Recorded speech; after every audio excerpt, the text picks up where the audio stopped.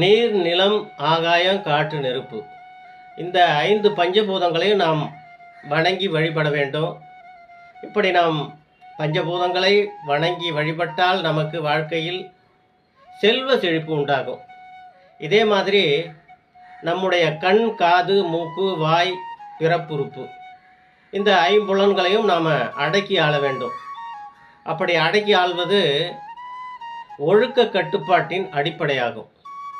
சமீபத்தில் ரோபோ சங்கர் அப்படின்னு ஒருத்தர் மஞ்சக்காமலை காலமாயிட்டார் அப்படின்ட்டு செய்திகள்லாம் வருது.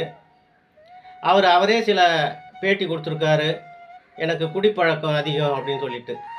எனவே நாம் நீர், நிலம், ஆகாயம், காற்று, நெருப்பை வணங்கி வழிபட்டு கண், காது, மூக்கு, வாய், பிறப்புறுப்பை நமது கட்டுப்பாட்டில் வைத்து கொண்டு வாழ்ந்தால் நமக்கு நல்லதொரு வாழ்க்கை கிடைக்கும்.